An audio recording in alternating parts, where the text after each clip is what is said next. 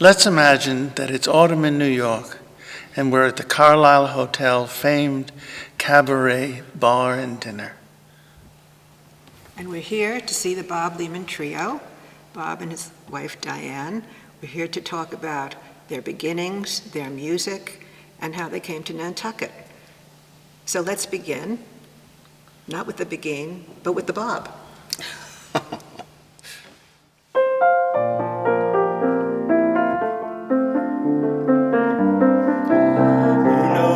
How long I've loved you, you know I love you still. Will I wait a lonely lifetime? If you want me to, I will. For if I ever saw you, I didn't catch your name, but it never really mattered. I will always feel the same. Love you forever and forever. Love you with all my heart. Love you whenever we're together. Love you when we're apart. And when at last I find you, this song will fill the air. Sing it loud so I can hear you. Make it easy to be near you.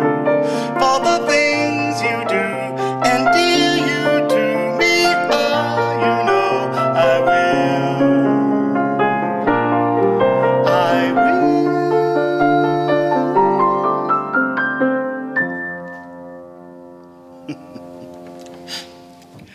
Wunderbar. Thank you. Let me tell the nice people, it's very early to be singing bar music. Better than I would, though. Yeah. And you mentioned the Bob Lehman Trio. There are only the two of us here. Eric Wendelkin is usually with us on the bass. And sometimes a fourth. And so, yeah, we are the world's largest trio. There are sometimes four of us. So, Jersey boy, That's me. tell us about your beginnings and how you came to Nantucket. Well, it's actually 30 years ago this week that I first came to Nantucket. Anniversary time. Yes, anniversary time. I was in New Jersey. I was nursing a broken heart, and I wrote a friend of mine who, Paula Driscoll, who we went to college together, and she has the Islander liquor store here. And I'd written her saying, "Oh, I'm home in Jersey. I'm so depressed." And she said, "Why don't you come and see Nantucket? I think you'd like it." And I did. I came up in October after my college reunion in Columbus Day weekend, and I really liked it. So I spent a few days here, went down to Jersey, packed up my '66 T-Bird, and moved here. Just like that. Just like Now, that. did you bring your music with you? I mean, were you musical as a No, child? I sang in high school, and I was in the all-state chorus and the all-shore chorus, but always choral music. I did I did a few musicals when I was in high school, but no, I was never a solo act. I never did any barroom work or anything like that. I never got paid for it, let's put it that way. So how did it begin, your professional music? I used to go down to I would go down to the White Elephant, and a guy named Jim Badger was there, and he would play on a grand piano in a tuxedo, and I would go and heckle him, and he, one night, "Oh, you think you're so good? Why don't you come up here?" And I did. And he said, "Why don't you come back every night and join me?" And we did duets and what are those things called when there are two songs? You put two songs together. The medley. No, it's not a medley. Well, never mind, whatever it is. It's when two songs fit together so perfectly. You sing one, he sings one, and then you sing them together. Twofer. Yeah. And that was. They liked me. He left the island, and I was asked to continue. Go find yourself a piano player. And I did. A guy named Bob Ford, and he was here for a few years, and we did a few seasons at the Elephant. And then I needed a new piano player, and I knew just where to find one. And how did you know? Diane had been playing at the Harbor House which back then was, had a restaurant and a bar and dancing and so forth, and she was played the brunch, right? And were you playing dinner music as well back then? This is so long ago Yeah, now. it was. So I asked her then, that was, long after we'd met. How long have you been married? 11 years, Ah, 11 and a half years. I think it's going to be okay. So, when did you form your trio?